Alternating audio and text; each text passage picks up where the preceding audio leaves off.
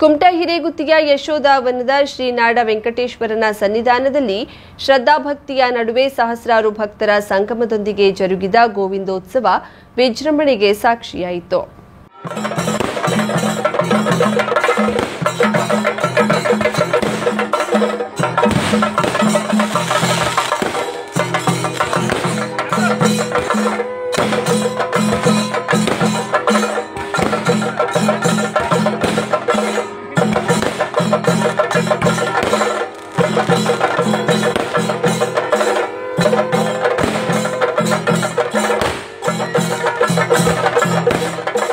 ವಿದ್ಯಾವಾಚಸ್ಪತಿ ವಿಶ್ವ ಸಂತೋಷ ಭಾರತಿ ಶ್ರೀಪಾದರ ನೇತೃತ್ವದಲ್ಲಿ ಭಾರತಿ ತೀರ್ಥ ಕಲ್ಯಾಣಿಯಲ್ಲಿ ತೆಪ್ಪೋತ್ಸವ, ಪಲ್ಲಕ್ಕಿ ಉತ್ಸವ, ಶ್ರೀರಾಮ ದರ್ಶನ, ಯಕ್ಷಗಾನ, ಶ್ರೀಗಳ ಆಶೀರ್ವಚನ, ಮಹಾ ಅನ್ನಪ್ರಸಾದ ವಿತರಣೆ ಆಸ್ತಿಕ ಭಕ್ತಾದಿಗಳನ್ನ ಭಾವಪರವಶರಾಗುವಂತೆ ಮಾಡಿತು. ಹಿರೇಗುತ್ತಿಯ ನೆಲಕ್ಕೆ ಅದರದೇ ಆದ ಪಾವಿತ್ರ್ಯತೆ ಇದೆ.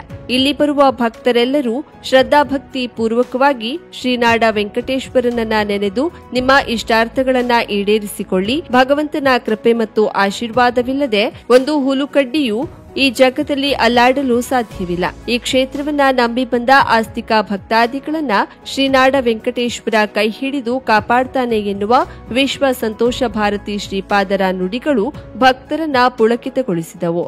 ಶ್ರೀನಿವಾಸ ನಿಮ್ಮ ಮನಸ್ಸಿನಲ್ಲಿ ಸೇರ ಆಗ ನೀವು ನಿಮ್ಮ ಬದುಕಿನಲ್ಲಿ ಹಾಗೆ ತೇಲ್ತಾ ಬರ್ತಾ ಹೋಗ್ತೀರಿ. ಆದ್ರಿಂದ ನೋಡಿ ಎಷ್ಟು ವಿಜೃಂಭಣೆಯಾಗಿ ಶ್ರೀನಿವಾಸನ ಮಂಟಪ ದೇವಮೂಲೆಯಲ್ಲಿ ಕುಳಿತಿದೆ. ಅದು ಸುತ್ತಿ ಈಗ ವಾಪಸ್ಸು ತಿರುಗುತ್ತದೆ. ದೀಪ ಹಚ್ಚಿದ ಮೇಲೆ ಶ್ರೀನಿವಾಸನಿಗೆ ಈ ಬಾರ್ಕೂರು ಸಂಸ್ಥಾನದ ಟ್ರಸ್ಟಿಗಳು ಮೊದಲ ಬಾರಿಯಾಗಿ ಎಲ್ಲರೂ ಈ 4ನೇ ಮೆಟ್ಟಿಲಿನಲ್ಲಿ ನಿಂತ್ಕೊಂಡು ಆರತಿಯನ್ನ ಮಾಡಬೇಕು. ರಾಮನಾಯಕರು ಹಾಗೆ ನಮ್ಮ ನನ್ನಿ ಅವರಿಗೆ ಆರತಿಯನ್ನ ತಂದು ಕೊಡಬೇಕು. ಪ್ರತಿಯೊಬ್ಬರು ಧರ್ಮದರ್ಶಿಗಳ ಕೈಯಲ್ಲಿ ಬೆಂಕಿಪಟ್ಟಣ ಇರಬೇಕು ದೀಪ ಹಚ್ಕೊಳ್ಳಿ.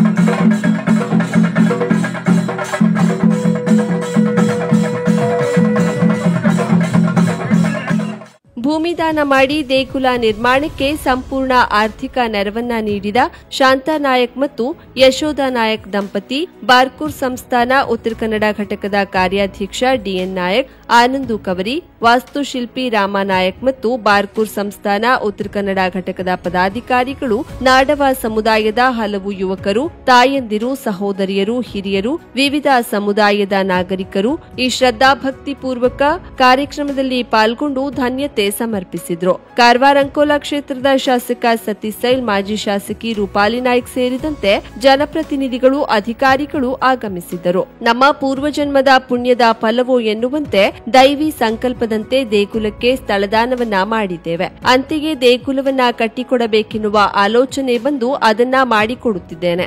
ಎಲ್ಲವೂ ದೈವಿ ಪ್ರೇರಣೆ. ಈ ಜಗಕ್ಕೆ ಒಳಿತಾಗಲಿ ಎಂದು ಭೂಮಿ ದಾನ ಮಾಡಿದ ಮತ್ತು ಮಂದಿರ ನಿರ್ಮಿಸಿದ ಶಾಂತಾ ನಾಯಕರು ಅಭಿಪ್ರಾಯಪಟ್ಟರು. ಕರಾವಳಿ ಮುಂಜಾವು ಡಿಜಿಟಲ್ ನ್ಯೂಸ್, ಸುಭಾಷ್ ಕಾರಿಬೈಲ್, ಅಂಕೋಲಾ.